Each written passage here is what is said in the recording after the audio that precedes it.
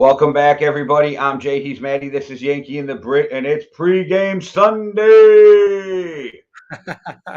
Yeah, our new tradition here on Yankee and the Brit pre-game an hour before kickoff, and we just come together and we chat what's about to happen in this week of football.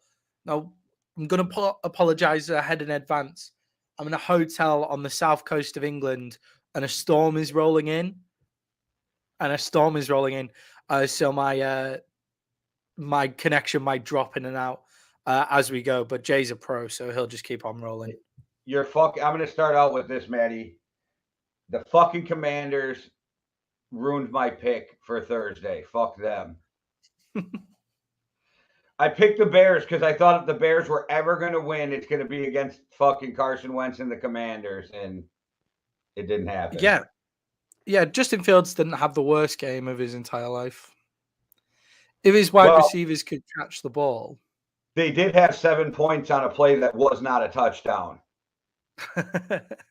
He did not have control of that ball. He was bobbling. I still don't know how they gave him a touchdown, but whatever. Whatever. If Mooney catches that in the end zone, that's a ball that if you have an actual number one wide receiver, they come down with that ball.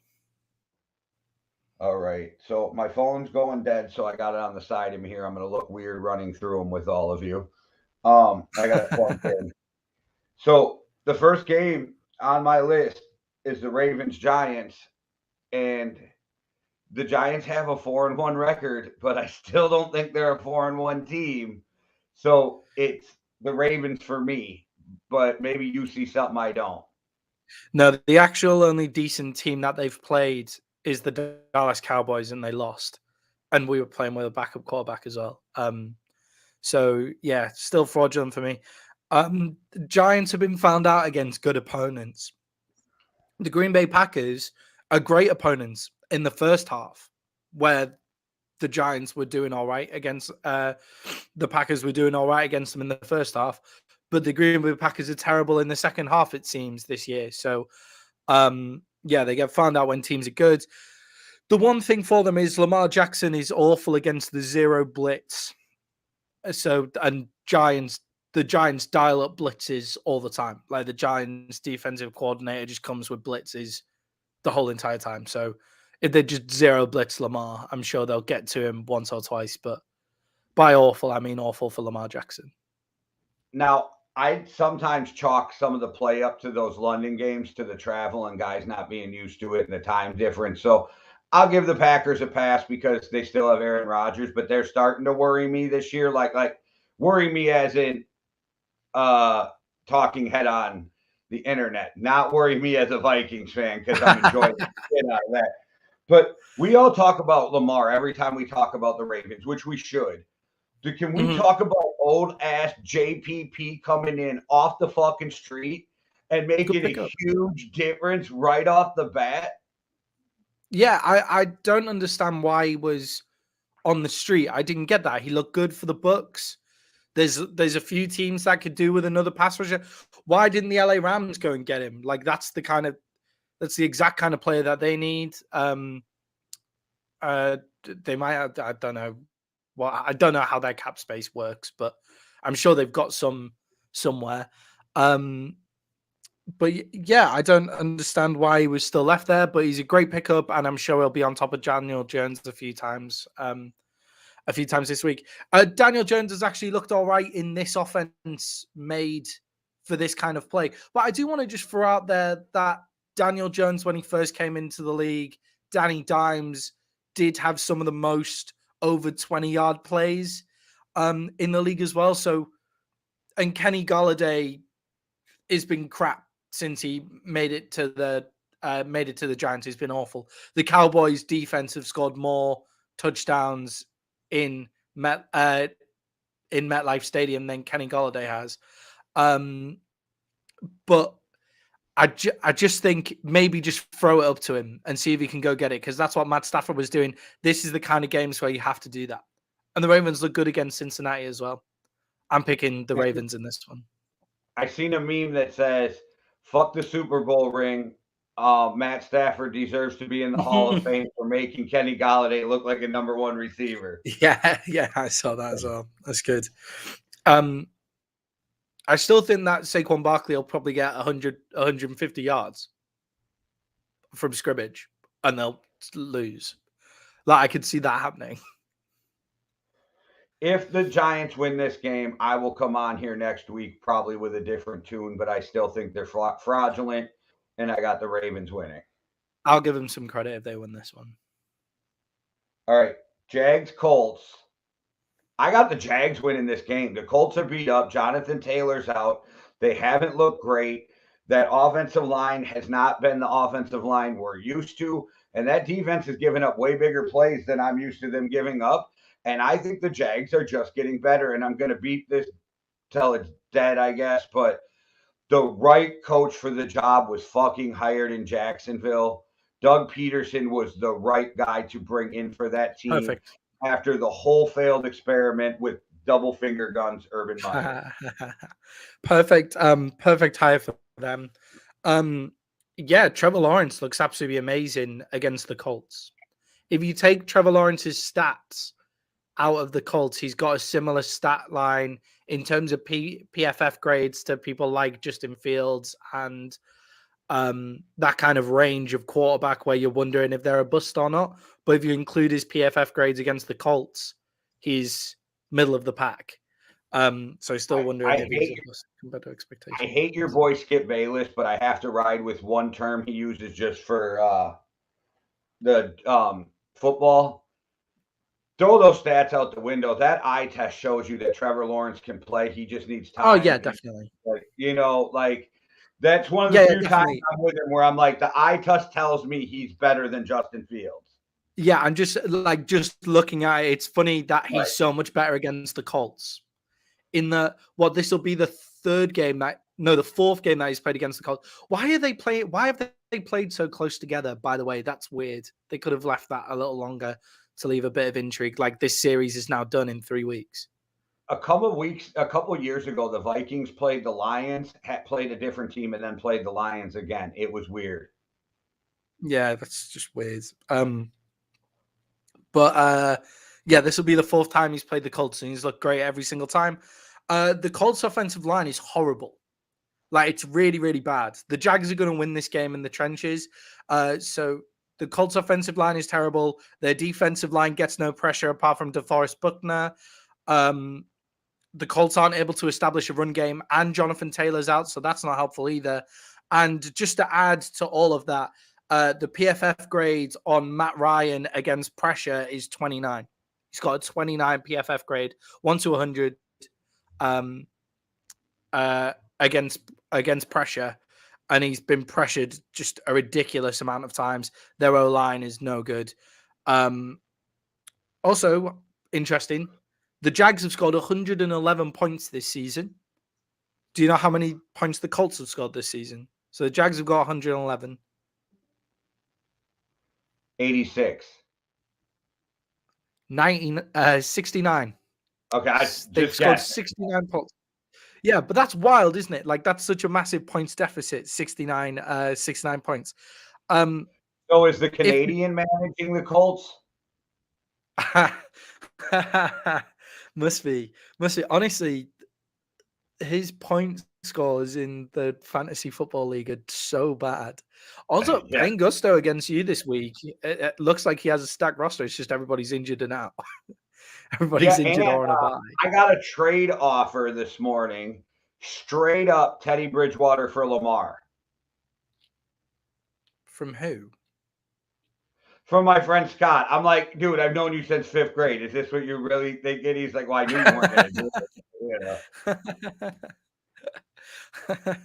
Just throwing them out there just for the crack. I sent out Russell Wilson for Tony Pollard. But so do you think if Frank Reich loses this game, he's on the hot seat? I think he might be on the hot seat already, but do you think if he loses this game? I think he's on the hot seat already. And I think what we've learned is that Frank Reich, no offense, seems like the nicest guy in the world, doesn't curse, whatever, right? He's not Doug Peterson, and they hired him to be Doug Peterson, and he's not. Yeah, I think he makes an amazing offensive coordinator and not a good head coach, and that's fine. Like that's totally fine. Be an amazing offensive coordinator in the NFL, and you'll win your team Super Bowls. Like that's great. This roster is not good enough. Their wide receiver weapons, although young and talented, they still need a number one. Yeah, but they should So be playing better than they are, and I blame the coach for that. Like maybe they shouldn't have a ton of be undefeated or anything. But if you watch those games, they are playing bad, and I yeah, just blame the coaching and the. I hate to say this because he seems like such a nice guy, but the culture, and maybe that he is like overly nice, and he won't tell a player get up in his face yeah, and go, "What the fuck are you doing?" Maybe that's the problem. I don't know, but something's wrong. And I thought Frank Wright was going to be a lot better for this team. And I'm blaming the coaching because, yes, they have some deficiencies, but across the board, they got studs, man. Their defense got yeah. studs. You got Quentin Nelson on your offensive line. You've got okay receivers, and now he's injured this week, and a stud running back. You should be playing better than you are. They've got three guys who should be getting pressure on their defensive front, but DeForest Buckner's the only one who's doing anything about it. It's the same with the Rams. So the Rams have got, and we'll Well, the talk about them a Giants bit are later. 4-1 with less talent, I would argue. Yeah, the Giants are terrible though. Like But that's the coaching. Giants, With the yeah, Giants, it's the coaching. Let's give the coaching credit. They're yeah, out. yeah, yeah. They're out coaching. They're like the coaches are winning those games. It's not the extreme athletes that you have a lot of times. And I think the reverse is happening. Tap out. The reverse is happening with the Colts. I think the coaching is hurting them.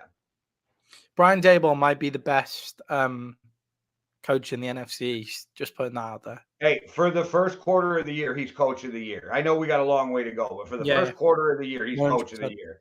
100%. You might like head coach of the year. Maybe Dan Quinn's just the way he's got that defense playing could be all over, but might be the best head coach in the NFC East. Yeah, I don't know how an offensive line regresses so quickly. I was excited to see Matt Ryan behind that Colts offensive line because it's like, Ooh. yeah, because the Falcons offensive line just regressed after that Super Bowl, along with Matt Ryan's age declining. So it looked like Matt Ryan had lost a step, but that's not a fair assumption because he'd never been the guy that was going to play behind a shitty offensive line any good. So I was excited to see him go behind the Colts offensive line, which was one of the best in the league last year. So how the hell has it become one of the worst in the league this year? I But have no idea. yeah, that's a shame for Matt Ryan. But you know, be better against pressure. Get to your reads a bit faster. It's a bit difficult when you're on your arse before you've even had a chance to look up. But And nobody gets open or separation for you. Matt Ryan's in a lot of trouble. yeah, just some short, maybe just go to a short passing game instead of a run game for a while, because they're not making holes for Jonathan Taylor either. Like that's wild as well. Anyway, we've spent a lot of time on the Colts and the Jags, which probably nobody's going to watch, to be honest. So yeah, let's move on. Well, Patriots Browns. I went back and forth on this game because the Patriots played so well last week against the Lions, and I know it's the Lions, but they played pretty well. I still think the Browns got way too much firepower for a team like New England with the rookie quarterback and everything like that. So I got the Browns. Yeah, it's stuff like they're doing very similar. Listen, This let's year behind let's give that it a line game. is bad, but that dude's a monster. Yeah. So where was I? So in terms of yards per play, they're very similar. So they've got about in their run game, they're both rushing at about this is a ridiculous stat line, by the way. Both teams are rushing at about like 6 yards a run. How wild is that? 6 yards per run attempt. How do you stop that? The thing is though, with Nick Chubb is that, yeah, I know, man. That must be really Pain bad. Gusto feels your pain. Yeah. The thing is with Nick Chubb makes 4 yards after contact, which is just wild. I could see Nick Chubb just running over the Pats. This game's going to be a slug it out, run it hard game. But to stop Nick Chubb, the Pats are going to have to fill the box. And on the outside, the Browns have Amari Cooper, who's one of the best one-on-one route runners in the league. So Jacoby Brissett just has to be accurate to his routes to Amari Cooper when they're one-on-one on the outside, and that's how they'll get it over. I can't see Bailey Zappi coming out and just throwing them out of the hole when they're not controlling any of the clock. I'm picking the Browns. I wouldn't be surprised if the Pats do win, though. I wouldn't ever place a bet on that game. Yeah, I think the Browns got way too much firepower. I like Kevin Stefanski. I think he's in a bad situation. I'd like to know for sure if he wanted Deshaun Watson or not. I don't know. I'm just saying I'd like to know how those conversations went in the building, who wanted Deshaun, who didn't. That's the kind of stuff we'll never know, but I want to know. Yeah, I feel like he didn't want Baker Mayfield, but I'm not sure that he wanted Deshaun Watson to replace him. And then you inherited Baker Mayfield, so you deal with that. Yeah, you know. So he was ready to but he was ready to get rid of Baker Mayfield, but doesn't. Yeah. All right, Bengals Saints. This is another game where, so I absolutely think the Saints should or the Bengals should win this game, but the Saints play tough D at times, and they got Taysom Hill, who's the jack of all trades, and you know that team's got some talent, and the Bengals haven't been playing great, and I'm still taking the Bengals. Yeah, so I think I'm going to take the Bengals in this one as well. I think this might be one where the Bengals actually get on track. So the problem with the Bengals is they can't pass block. Or they can't block, actually. That's a more fair assumption. Doesn't matter if it's run or pass.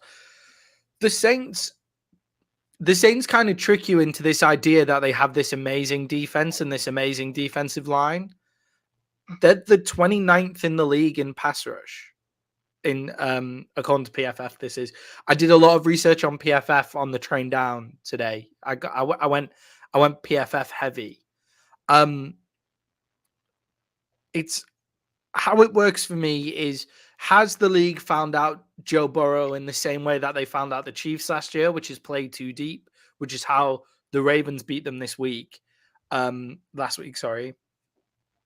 And how can the Saints use players like Taysom Hill to open up their offense a little bit? Because let's be real, Taysom Hill was the difference last week. So how can they use him to open up their offense? I think that's where this game will be decided. Also, everybody in the chat, like, share, comment, but also this is the most important. You need to tell me which of these two receivers to play in my fantasy football league. So I've got Jamar Chase, Gabe Davis, and Rondell Moore, and I need to know which two to pick out of the three. So if you could just put that in the chat, that'd really help me out. Well, whoever you put on your bench is going to have 24 points. That's how fantasy works. Well, Gabe Davis got 33 points last week. Yeah. After getting 2.3 the week before, so I dropped him, but that's fine. Yeah, so I mean the Saints are a well-coached team. Sean Payton was their offense entirely, is what I can see. So they'll probably lock down the Bengals. What do you think on how to use Taysom Hill the best to open up their offense? I think what he did last week, Taysom Hill was catching, running, throwing, but most importantly, he threw the biggest block of the game last week, and that's impressive. Like, you know what I mean? So I don't know. I don't think that for all the talent they can have on their team at times, one, they never seem to all be playing together at the right time. And two, I don't feel like when Sean Payton was the coach, I feel like they felt like they could come into every game and win. I'm not sure that team feels like they can win every game anymore. Yeah, definitely not. I think they've lost that mojo. Sean Payton brings that mojo. When you see him walk onto the set with people like Colin Cowherd, or you just see him to walk onto the set with anyone, to be honest, he brings the mojo into that room. So you can only imagine what mojo he brought into the locker room as well. For me, Taysom Hill's a gadget running back who can throw. I wouldn't call him a tight end. I just don't think that suits him. He's an H-back. He's a lot like Aaron Hernandez, which I know I like bringing up Aaron Hernandez's name on the show, but Yeah. he can play tight end. He can play fullback. He can Mhm. he can even go out as your slot receiver. The one thing he does that Aaron Hernandez, well, the two things he did that Aaron Hernandez never did was throw the ball and murder people. Yeah, the second one being At quite least I quite don't think important. he murdered people. So Yeah, with Taysom Hill, he has that ability to drop back and just you come up to stop the run on him, and he'll just fling an absolute ball because he's not got just like it's not like a wide receiver where it has to be like between 10 and 20 yards to make the throw. Like Taysom Hill can throw absolute bombs like 40, 50 yards down the field. So uh yeah, I think he could be the key to open this up for the Saints, but I'm going to take the Bengals in this one. I think this is a bounce back game for them because they might be able to keep the pass rushers out. all right. Well, I got the Bengals. So moving on to the next game, Buccaneers Steelers. I'm going to keep it short and sweet. The Bucks win this game, and this is the first year my boy Mike Tomlin has a losing record. Yeah, it does look like it's going to be that way. Kenny Pickett's better than his interception rate would suggest, I would say. And what's crazy for the Pittsburgh Steelers is how talented their wide receiver room is. Like, it's a wonderful wide receiver room that they just don't use right, and there's something off. And their offensive line isn't very good, and their system just doesn't seem to work on the offense. I'm picking the Bucks in this one. They've just got way more talent. They'll shut down that. I can't really see the Steelers moving the ball, to be honest. I agree.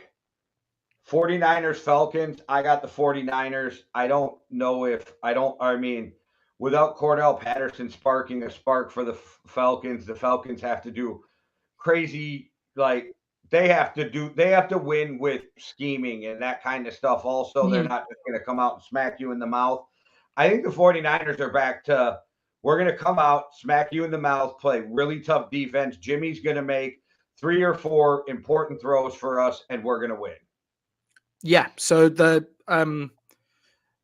Falcons need to win through their offense, which is I would always rather have to win through my defense. Like I think that's how I'd always rather have to win.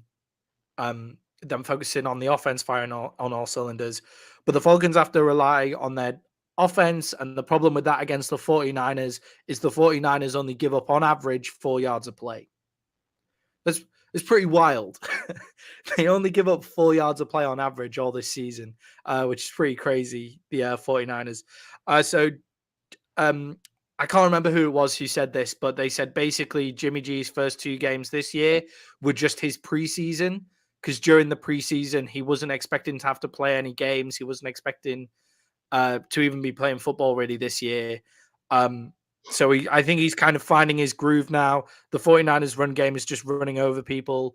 The Falcons look much better than anybody thought they would do, especially in that offense, but the 49ers definitely win. But it might be fun, and they might keep it close. And D'Amico Ryans will be a head coach next year. Yeah, 100%. So on to the game that's got my neighborhood all fucked up, and I'm pretty sure that's why McDonald's forgot the cheese on my egg and cheese biscuit of the Packer game because they get so busy because it's right by Lambeau Field. But Mhm.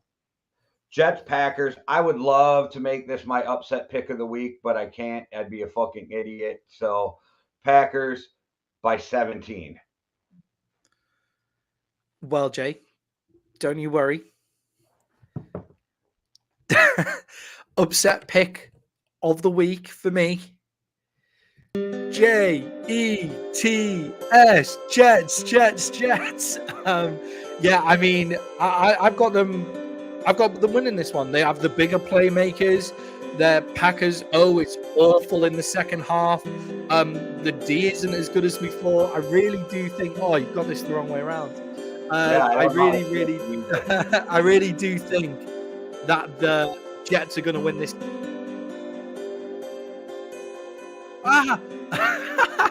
Basically, I think the Jets are going to win this game. That's what we've got. The more playmakers on the field, more talented team than the Packers in my estimations. Zach Wilson, his arm is pretty fucking incredible. And yeah, I just don't think the Packers are as good as anybody thinks they are. All right, if I had known how to do that better, that would have been way cooler, but okay. I'm learning this whole, they keep switching stuff on me, you know, so I got to keep messing around with it. Let's get me back onto the Brit side. There we go. Yeah, I was just doing that too. Yeah. Oh, what? You don't want to be on our side? I see. You stand your ass at the side of the pond then. Okay. Get me on the Brit side. But yeah, I just think I don't think it's out of the realms of possibility. I mean, the Packers don't have a decent offensive line. The Packers have to run the ball. But they didn't. Why didn't they run the ball really last week? So as long as the Packers run the ball, they'll probably win. But I just don't trust them to run the ball. AJ Dillon. Feed AJ Dillon. Yeah, I just don't trust them to. I don't trust them to do it with Aaron Rodgers in the backfield. Well, I got to play AJ this week, so. Yeah. Well, Sauce Gardner is an absolute monster, by the way. Can we all just give Sauce Gardner some credit for coming out and just smashing it since he was picked in the draft as well? Yeah, he's playing great, and it doesn't even shock me. That's how high up we were on him coming out of the. Yeah. Yeah, when you don't, well, nobody's got a touchdown on him in all of college football. I know he wasn't playing against the best guys of all time, but fucking hell. It's a pretty incredible record. Vikings, Dolphins, I got to bring something up that's been like I've been thinking about, and this points out how fucked the NFL concussion protocol is, okay?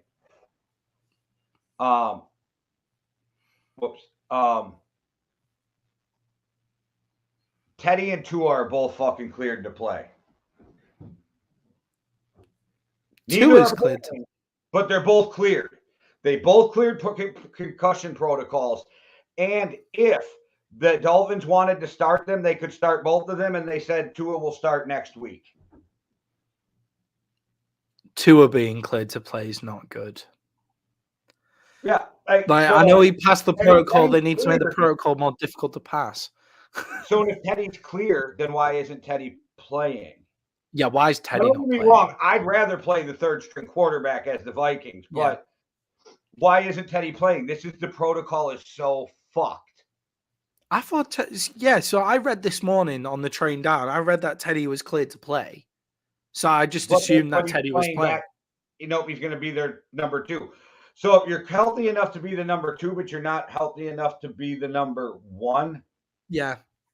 The NFL, I think if Tua is being cleared to play, by the way, the NFL protocol is not harsh enough on concussions. That's what I've learned. He literally could play this week, but they're not going to play him till next week, hedging on safety precautions. So the team, that really shows the NFL in a really shitty light. If the team are willing to sit the guy because they know it'd be fucked up to play him, but the NFL, the governing body, says, "Oh yeah, you're cleared to play." Make the protocols harder. The only reason they're not playing him is because of optics too. You know, if it wasn't the optics, Tua would be in there. Yeah, I mean, Miami's dodgy as shit anyway, like the way they just conduct business. So I'm surprised they're that worried about the optics. If they were that worried about the optics, they wouldn't have gone in for Deshaun Watson or if Tua was playing for the Cleveland Browns, I'm sure he'd be in this week. But that seems weird to me. So Teddy's 100% not playing. Or he's the second string. He's their number 2. That seems surreal. That seems really weird. Well, with Teddy Bridgewater not playing, it's definitely the Vikings. I was picking the Vikings anyway. I just don't think you guys are getting enough credit for playing shit and winning games. Like, you guys string together some amazing play in games, which you can see it's there, but you're just not functioning on all cylinders yet. The third quarter off. It's not the same as the Giants playing shit and still winning, because the Giants look awful all game. They just have Saquon Barkley, who's amazing. Saquon Barkley is the best running back in the league, in my opinion. And they've got Brian Daboll, who just plays amazing situational football. But you guys play great football in every game that you play. You just can't keep it up. So once you're firing on all cylinders, you'll blow a lot of teams out. Yeah, Tyreek Hill's injured, right? He's playing, but he's not fit. Yeah, he crushed his ankle, didn't he, or something like that? I just can't see the Miami Dolphins offense functioning particularly well, and that's good for the Vikings because your defense isn't the best on the planet. So, I could see it being close and a lot of points scored. An interesting thing that I heard: you guys haven't really faced any blitzes this year. You just haven't faced any teams that blitz, and the Dolphins blitz almost as much as anybody else. So that might be interesting to see how you pick. I know every year is different. Every offensive line is different, but Kirk Cousins is around 67% accurate around the blitz. Yeah, so that might be fun. JJ might get some single coverage. And the reason Kirk's so accurate under the blitz is, one, you have Justin Jefferson and Adam Thielen, KJ Osborne, but two, Kirk is really good at knowing where his hot and his check down is, so he just gets the ball out and let's go to the next play. Let's go to the next play. To get paid as much money as Kirk Cousins, you've got to have a high IQ in business and in football too. So I'm taking the Vikings in this one. All right, well, we'll go on to the Panthers-Rams. The Rams are going to win, but holy fuck, if you weren't playing the Panthers, I think you would have made it a harder pick on me this week because of the way the Rams are playing. But I think this is their bounce back game. Rams get it together. The Panthers are in complete disarray. PJ Walker, you fired your head coach. Robbie Anderson was fucking bitching on social media before the season started. Christian McCaffrey's no longer Christian McCaffrey. I don't know. And second upset pick of the week. Nope, joking. Oh, I was gonna. The Rams are gonna win. Nothing more cinematic, and we would definitely need some more cinematic shit than that. Jim Rat has got the Panthers in an upset. All right. So what I do like about this game, in terms of not for the Rams, but is that there is a pathway to win this for the Panthers. In all their other games, there's been absolutely no pathway to win, right? For this game, the Panthers have a pathway to win through their pass rush because the Rams can't block anyone. And the Carolina Panthers pass rush is graded top 10, I think. So they could actually make this quite difficult. The only issue is PJ Walker's their starting QB. And look, PJ Walker has a few fun plays in the locker. He's a lot of fun. But no, I just don't think when the Rams defense is really good. Everybody's forgetting that their offense is so bad that they're not winning, even though they would only need to score 24 points. The Rams defense is actually pretty decent. So, do you have any idea what's going on with the Rams and Akers? Akers isn't very good at football. No, he was last year. So but he's out for personal reasons this week, and the Rams are going to trade him. Oh, he must have got back into the locker room and just absolutely fucking kicked up his stink after that Dallas Cowboys game. That's why I was kind of excited to grab him on the waiver wire because I don't need him right now in fantasy. Yeah, see where he is. And he's a happy guy, and he's a starting or even a split back running back. He becomes a really good bench guy for me. And if it doesn't happen, I just cut him and pick somebody else up because all I did was cut a defense to get him. Yeah, it's a good pick. I didn't even see he was on the waivers this week. I just didn't know. I claimed him 2 days ago, and I've been fucking because it was after Thursday. You have to wait till today to clear, and I'm just 2 days. I'm looking did anybody else? The Canadian must have fucking cut him well late on Thursday, because I picked up. Who did I pick up? I've just picked up somebody off waivers. Can't remember. I picked up somebody off waivers, and I would have rather had Cam Akers, but never mind. Well, thanks to the Canadian, I picked up him and Amari this year. off of waivers. Who dropped Latavius Murray, or was he just free?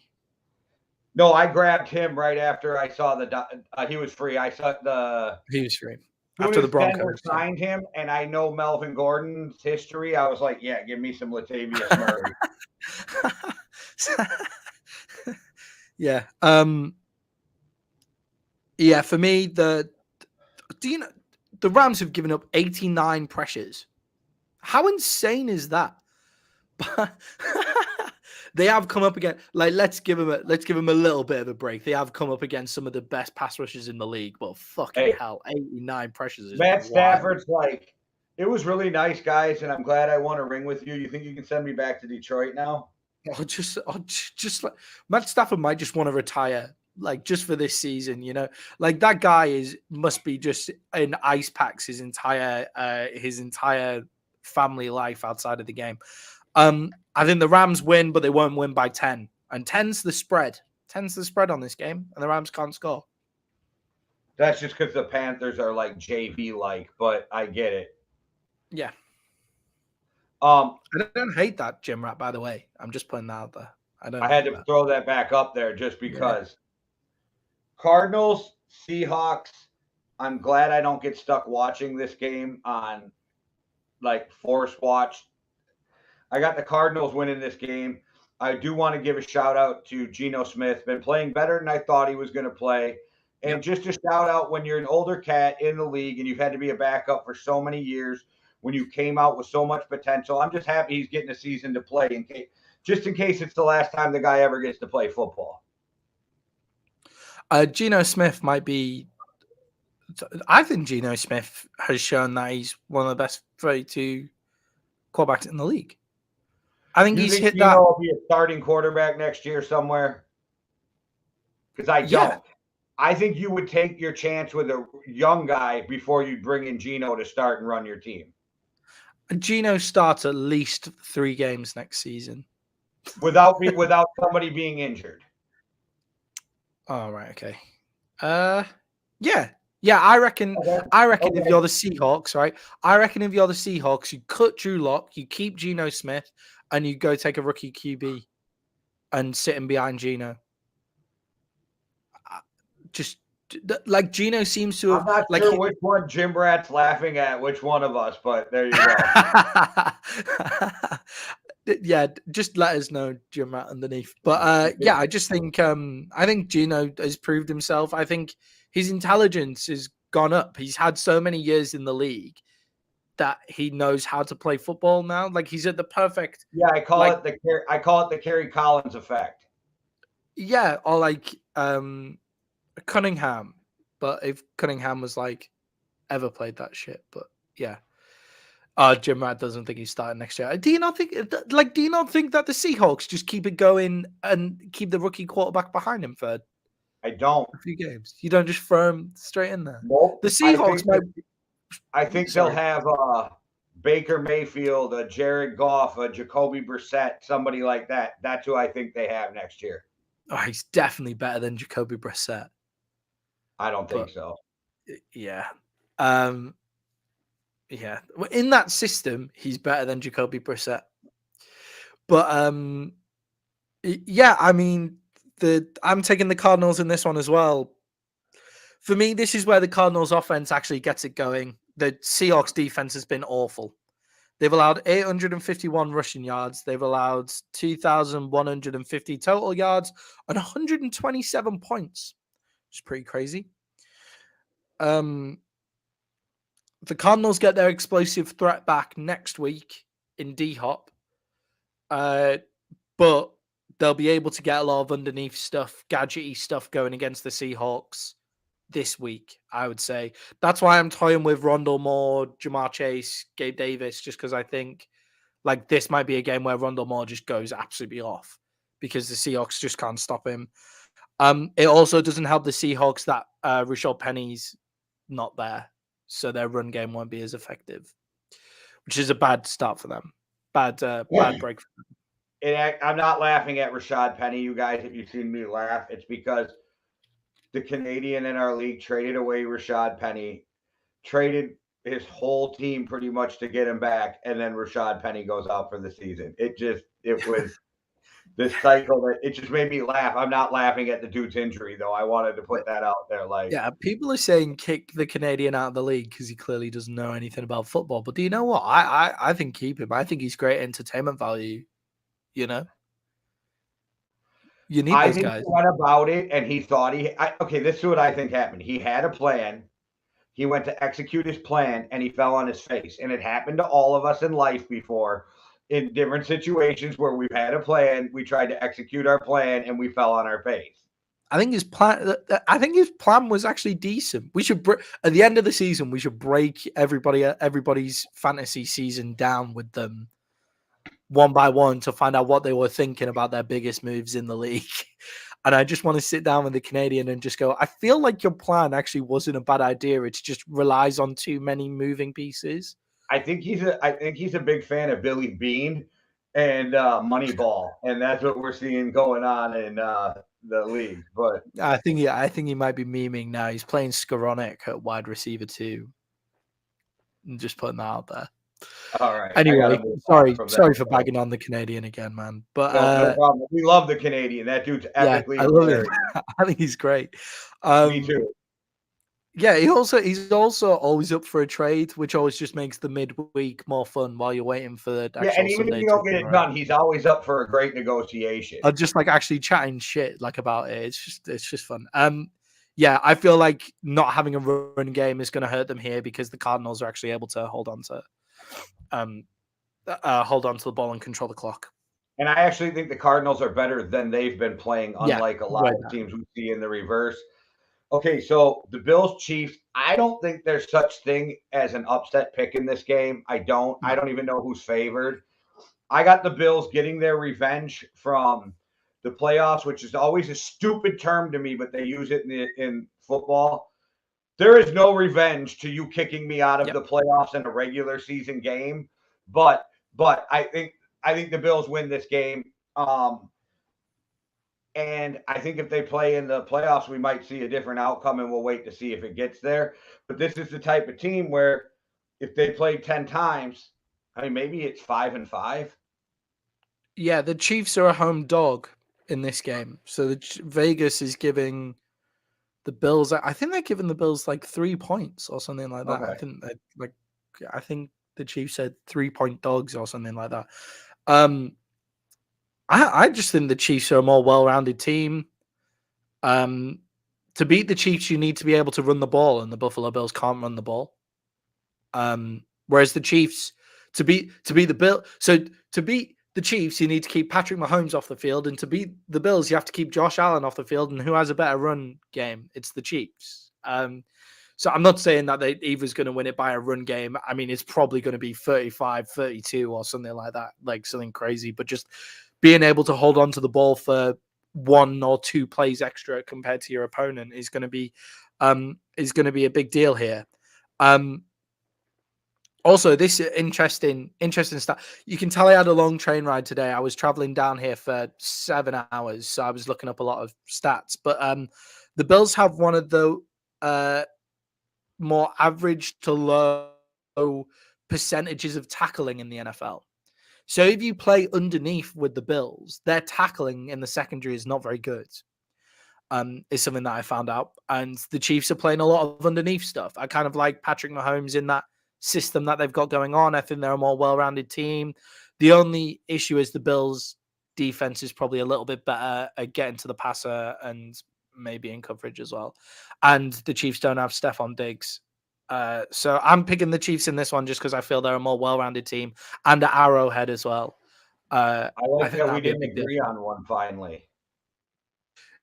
Yeah, well, we didn't agree on the Packers versus the Jets. Either, I guess. Well, the Bills need to answer the question. Sorry. It's because I blocked you out as soon as you thought the Jets were going to win. I was like, that fucker's crazy. But, The Bills still need to answer questions about whether they can win in close games as well. I think it's a non-factor. I think the reason that they don't win a lot in close games is because they absolutely blow most teams out. So, but they need to answer that question, and they could do it today. All right, we're going to move on to the Eagles Cowboys. I can give you the whys, the whos, the whats, the stats. I can give you all that other bullshit. Maddie will come in with what he feels. I'm just going to tell you right now, this right here is my upset pick of the week. Cooper. Cooper. Cooper. It's not that I don't want them to Cooper. win, by the way. Cooper. This is what you are going to hear all next week is the chance for Cooper Cup over Dak Prescott. The whole fucking thing's going to blow up. Cooper Rush going to come out, throw for 217 yards, 3 tutties, 0 interceptions, and win the game for the Cowboys. That's all it takes, does it? 217 yards to be an elite And Super you're going to Bowl. run the ball. You're going to run the ball. But it's the 3 tutties, man. It's the 3 tutties. Yeah. Yeah, I mean, I would love that. Don't get me wrong. I'm not sat here and letting my blind hate of Cowboys Nation and the Cooper Rush versus Dak Prescott thing cloud how much I love the Cowboys. I'll be sat in this hotel room at fucking 1 a.m, shouting them on and having a great time if that actually happens. I think it's going to be a close game. I do believe we do have the weapons to match the Eagles, so that's good. Eagles by 21. Wow. Yeah. Okay. So, the Eagles is the smart pick. I'll be honest. The Eagles is the smart pick. So, the way that we've been getting pressure this year is weird for Dan Quinn because it's a lot of stunting, a lot of stunting on the defensive line, which is not what you would think a Seattle style defense does. But mobile quarterbacks are able to take advantage of stunting and their run game and the way that they go. Like, it might just nullify that pass rush entirely. Dude, you're gonna fucking spy Jalen Hurts with Micah Parsons all game. Is it worth spying him with Micah Parsons? So would you not spike him with, would you not spy him with, a Jabril Cox and let Micah Parsons just go after him anyway? Because Jabril Cox is just as quick. No, because there is something different about Micah Parsons. He is a different animal. Not only, it's not just the speed. Have you watched him in cover? I'm not speaking to you, to everybody else. Yeah. Have you watched him in coverage? Have you watched him in pass rush?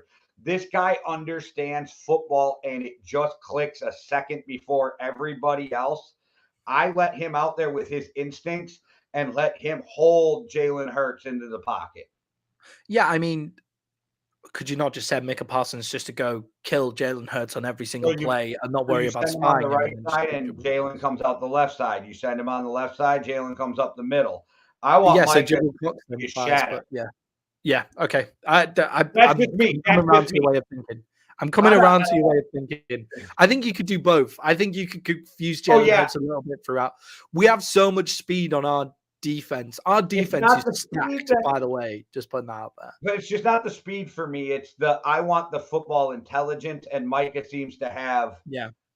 Like, he diagnoses defenses faster than guys who have been in the league 10 years, and he's been in the league too. Yeah. The other question is, can Trayvon Diggs keep his discipline against AJ Brown? So Trayvon Diggs is a great coverage receiver if he actually holds his discipline. Like, he's actually really good. So what do you think of this idea too? So this was my defense I would have sent out for the Cowboys, and you just tell me what you think. You already know what I'm doing with Micah. I am doubling Brown, but not with Diggs. I am putting Diggs on your number 2 receiver. I'm doubling Brown with and we're going from there. But I don't like doubling a receiver with your best corner. Use your second best corner if you're going to double. Let your best corner go shut down the next best guy. That's kind of my theory on it. Yeah, I like it. I like the theory. I don't think they'll do that because I don't think that's the way. I think they just put Trayvon Diggs on. They won't double him. They'll just put Trayvon Diggs on an island with him. I don't think Trayvon Diggs is an amazing island player. I think he's got all the coverage skills to be able to do it, but then you nullify what makes him awesome. I think Trayvon Diggs almost works better in a double team or like with safety help over the top so he can actually go play the ball. Dan Quinn usually has that cover 2 safety over the top anyway, so you'll probably be okay. I think it'll just be an interesting matchup to keep an eye on. We all know that our defense needs to basically hold them to 20 points to be able to win the game, and I just don't think we'll be able to hold them to 20 points. So we'll see. All right. So who did you have the Cowboys, or did you not want to pick Eagles. because it's your team? Oh, okay.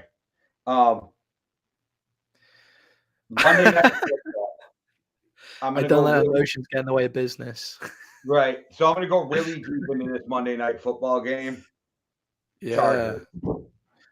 I'm gonna go really deep in and just say, why the fuck are the Broncos on another primetime game? Can they not flex? They were gonna be good. They just need to flex earlier in the season. They need to allow flex. Yeah. Broncos are horrible and are banged up. So what are they gonna do? They can run the ball on the Chargers. Might be the worst new coach in the NFL. I would sack him already. Just the optics look so bad. Like that's the issue, isn't it? Like if you're gonna get sacked this early, it's because the optics are awful. Like no coach in the NFL is actually this bad. Like to get sacked this early, it's just the way he loses games and the way he looks on the touchline. Yeah, let's not talk about this one too much. Chargers win. Yeah, I wouldn't be surprised if Brandon Stanley does something fucking stupid to give the game up, but Chargers win. All right. Well, there you have it, guys. We made it through the whole slate of games, and you still got about 5 minutes to get to the regular games that you want to watch. Nobody's told me who to pick as my wide receivers yet, and it's. I just said if I'm you, I'm playing Chase. That's all I can tell you. I think I'm going to play Chase. It's Gabe Davis over Rondell Moss. That's the real question. Thank you, sir. Yeah, I don't know about the second one. I made the easy choice for you, and I just said Chase. You. And what the fuck do I know? I put Amari Cooper on the bench. He scores 24 points. I put him in the game. He scores 1.8. I don't know. Yeah, I think you're just really unlucky, man. Like I think that's like I think the Vikings might not winning a Super Bowl yet might be your fault. Hey, listen. I think I was only alive for one of their Super Bowl appearances, by the way. So there you go. Gabe and Chase, Jim Rat told you what to do. Cool. I'll tell you this. I will take a Vikings win and a fantasy loss every day of the week if that's how it comes. 100%. I'd take a Cowboys win over a fantasy loss. I won my first ever season of fantasy football. I don't need to win again. Want to hear something horrible? My only loss this year, because I'm 4-1 like the Vikings, is to an Eagles fan. Eagles fan. I just don't know how you can like the Eagles. But the Vikings lost to the Eagles for their only loss. I lost to an Eagles fan for my only loss. Okay, this is how parallel we're going right now. You go as far as the Vikings go. Do you even have any Vikings players in your team? Greg Joseph. Okay, safe with a kicker. Yeah, exactly. I've just gone for the Cowboys defense. Hey, I seen that there was a real nice kicker on the waiver wire that I didn't get to in time. Harrison Buckner, do you mean? Yeah. Well, I dropped Tyler Bass. If you want, you can go take Tyler Bass off waiver wires if you want. I wasn't that worried. I was just going to be a dick and grab him and try to bundle him with Odell. Trying to send him away with Odell. I know there's so much trading in our league right now. You think ahead to trade packages that you can put together. Like I'm currently holding on to Russell Wilson and Justin Fields to work out. Here's something you might want to know. Deshaun Jackson said he's not retired and he wants to come back and finish the season for contender. Oh, cool. I'll go grab Deshaun Jackson then. All right, guys. Well, let's get to the games. Thanks for watching. One world, one love. Deuces. Cheerio.